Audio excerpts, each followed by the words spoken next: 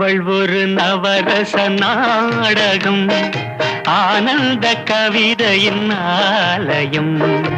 அவள் ஒரு நவரச நாடகம், ஆனந்த கவிதையின் ஆலயம்.